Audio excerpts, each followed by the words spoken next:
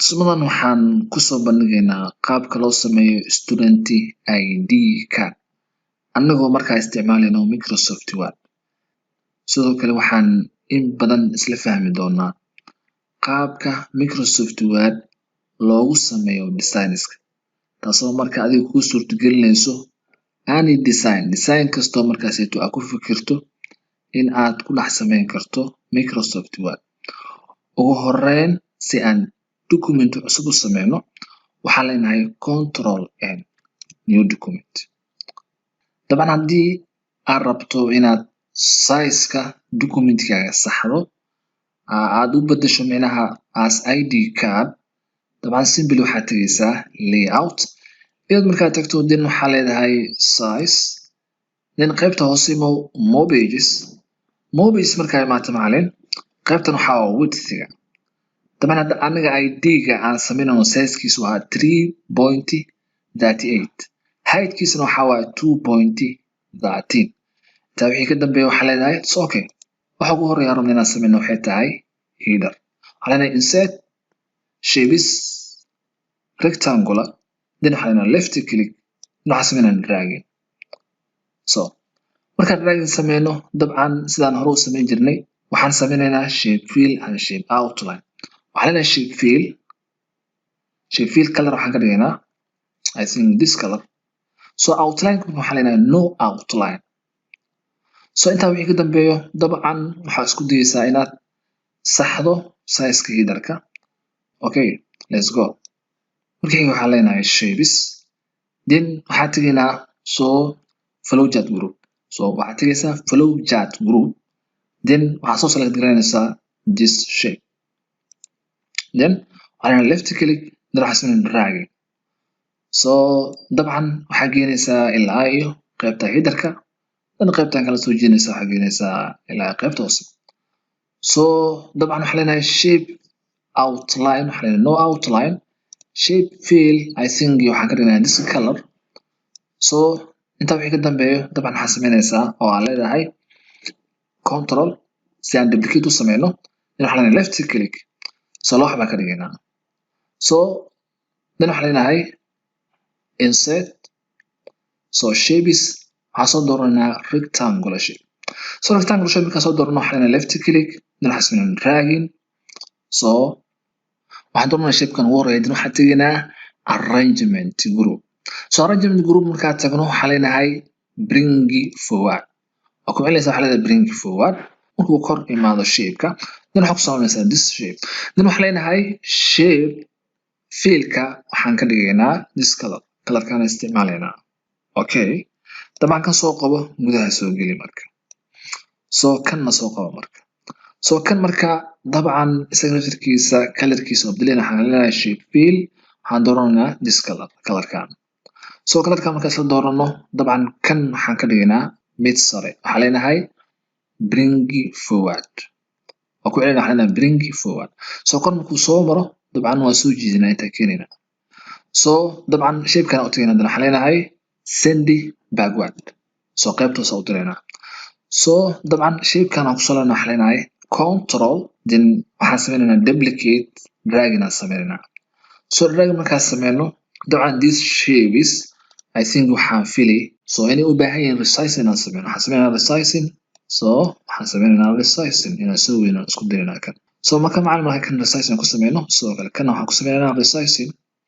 inaan soo weyno isku dayaynaa isagana. Soo jiid, resizing samee, soo jiid inta keen isaga. Okay, kan marka waxaan leenahay send backward. Kan waxaan leenahay send backward. Kani ba waxaan leenahay send backward. It's okay. Intaa wixii ka dambeeya kana imaanaynaa marka.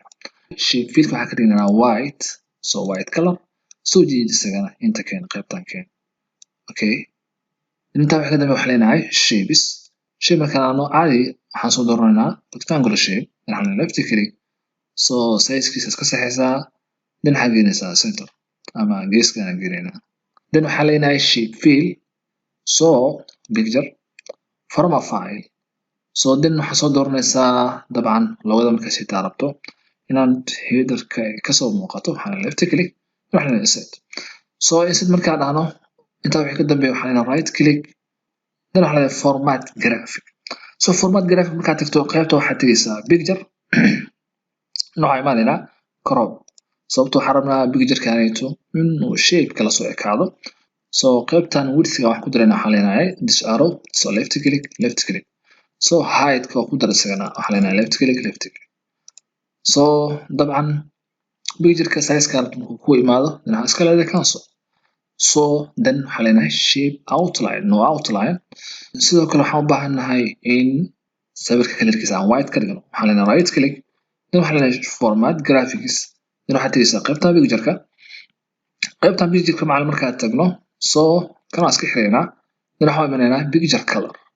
so then waxaan u imaanaysaa recolor waan ku dhufanay qaybtan then waxaa soo dooranaysaa kalarka markaasayta aad rabto in aad sawirka u bedesho I think annaga marka waxaan dooranaynaa so the white one waxaan leenahay left click so dabcan black and white waxay noo suurtagelinaysaa sawirkeena inuu noqdo so white then intaa wax ka dambe waxaan leenahay shapes then waxaan soo dooranaa text box waxaan leenahay left then drag and samee so left and drag markaad sameyso text box waa soo jeedi qaybtana keeni marka waxaan rabnaa inaan isla fahanno text box-ka qaabka textiga macnaha loogu arrange gareeyo ama loogu habeeyo so marka waxaan qoraynaa simply yolpan then waxaan leenahay institute so intaa wixii ka dambe waxaan highlight garanaynaa text ugu horeeya waxaan leenahay highlight control B sidoo kale waxaan leenahay home so I think this text waxaan u dhaafinaynaa size-keeda 11 then font family this arrow ku dhufo then waxaan soo dooranaa Britannic bold okay Britannic bold markaan soo doorno waxaan leenahay highlight then waxaan leenahay control D then waxaan leenahay advanced qaybtan waxaa imaanaysaa spacing so this arrow waxaan leenahay left click then waxaan leenahay expanded so expanded dabcan waxay suurtagelin in ereyga xarfihiisa ay space yeeshaan intaa kadib waxaan leenahay okay so qaybtan waxaan leenahay highlight so qaybtan waxaan leenahay textiga so 9 so then waxayna xog waxay tahay waxaan sameynaa highlight so waxaan tegaynaa qaybtan paragraph markaan tagno qaybta waxay imaanaysaa dialog box waxaan leenahay left click so then waxay imaanaysaa spacing after marka waa inay noqotaa 0 wax kale inaa 0 then waxaan leenahay okay so dabcan intaa wixii ka dambeeyo waxaan leenahay double click this text box waxaan ku siinaynaa double click so waxaan tegaynaa shape field-ka waxaan leenahay no fill outline-ka no outline so kan macnaha highlight sameey so text color-kan waxaan ka dhignaynaa white so dabcan so intaa kadib marka waxaan isku dayaynaa this text box in aan la ekeysiino ama aan usoo dhaweyno loogada so maalintaa wixii ka dambe waxaa inoo dhiman inaan soo gelino so picture kale then waxaan leenahay insert then waxaan leenahay shapes then waxaan soo dooranaysaa rectangular shape then waxaan leenahay left click then waxaan sameynaysaa dragging so qaybtan imo marka then intaa kadib waxaan leenahay shape fill picture so from a file computer ku geyni then waxaan soo dooranaysaa sawir then left click then waxaan leenahay insert so sawirkan haddii wax ka qaldin waxaan leenahay right click then waxaan leenahay format shape then waxaad tegaysaa picture so intaa wixii ka dambeeyo waxaan imaanaynaa crop markaa imaano so width-ga ma u baahan yahay wax ku darno so waan ku daraynaa height-ka ma u baahan yahay ama width-ga ama height-ka dabcan labadaba ku u baahan yahay ku daraynaa si macnaha markaasayto shape-kan aan uga dhigno mid ku haboon ama size ahaan mid haboon then waxaan leenahay cancel so shape outline-ka waxaan leenahay no outline I think dabcan sawirka markay noqoto shape-ka loo baahnaa maahan shape-kaanayto so marka waxaan isku daynaa shape-ka inaan bedelno so then waxaa imaanaysaa qaybtan ay ku qoran tahay insert shapes then waxaan ku dhufanaysaa qaybtan then waxaan leenahay change shape so waxaan ku bedelaynaa this shape so this shape markaan ku bedelno haddana waxaan soo gelinaa another text box waxaan leenahay insert then waxaan soo dooranaynaa ama waxaan leenahay shapes then waxaan leenahay text box so text box markaan aano then waxaan sameynaynaa drag and drop markaad sameyso text box-ka markaad drag and drop ku sameyso then waxaan qoraynaa dabcan oo aan leenahay student id card waxaan sameynaynaa highlight then waxaan leenahay control d soo qaybta markaa imaato waxaad tegaysaa font tab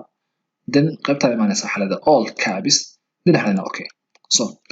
waxaan badlaynaa font family waxaan imaanaynaa home then waxaan leenahay font family waxaa ka dhigaysaa Britannic bold so Britannic bold font family markaa ka dhigno waxaa inoo hara waxay tahay in text boxkaaneeto aan u sameyno two borders borderka hore iyo border hoose intaan border u sameynin borderka markaas haatan ku taagan aan ka qaadayna waxaa leenahay double click waxaan imaanaynaa shape format shape outline waxaa leenahay no outline so then waxaan kusoo laabanaa home aan kusoo laabano waxaan tegaynaa so paragraph then waxaan imaanaynaa borders waxaan leenahay left click so borders markaa imaato qaybta ugu dambeysay waxaa leenahay border and shading so border and shading markaa imaato dabcan waxa ugu horeeyo aan rabno inaan soo doorno waxay tahay color so this arrow ku dhufo then waxaan soo dooranaynaa colorka ugu horeeyo kor tagaayo wuxuu noqon karaa I think this color then widthga borderka waxaan leenahay left click widthga borderka waxaan ka dhigaynaa 1/2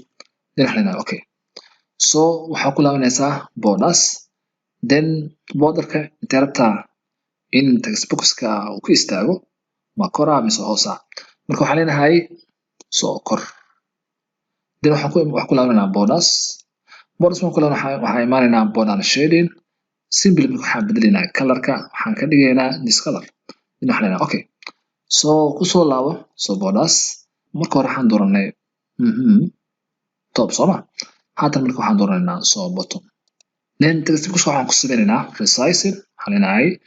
left click then waxaan sameynaynaa resize down so dabcan resize down markaan sameyno waxaan sameynaynaa left click then waxaan sameynaynaa dragging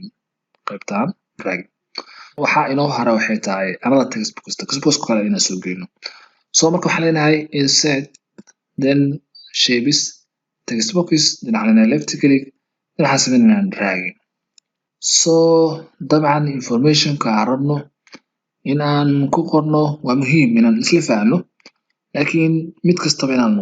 qorno haatan muhiim ah waxaan leenahay control v so control v markaan waxa ugu horeeyo waxa waa id waxa waa name waxay noqonaysaa study ardayga macna wuxuu barto so dan qaybta marka waxay tahay batch marka batch waxa waa dufcad PCB03 computer waxaan ka soo qaadanaa C waxaan leenahay C basics waxaan leenahay CB okay CB03 ama CB100 wana dhigi kartaa macna simply dabcan session waa waqtiga macnaha ardayga markaas uu soo galo marka waxaan ka dhignay so morning so intaa wixii ka dambeeyay marka waxaan tegaynaa shape fill ama shape outline waxaan leenahay no outline sidoo kale shape fillka waxaan ka dhigaynaa this color thingy kana soo dooranayna so marka intaa wixii ka dambeeyay dabcan waxa haatan inoo dhiman wax kooban waxaan leenahay insert then shapes this shape rectangular shape soo dooranayna qaybtaan imaanaynaa left click then waxaan sameynaa dragging shape fillka waxaan leenahay okay this color soo dooro and outline waxaan leenahay no outline kan ku dhufo waxaan leenahay no outline I think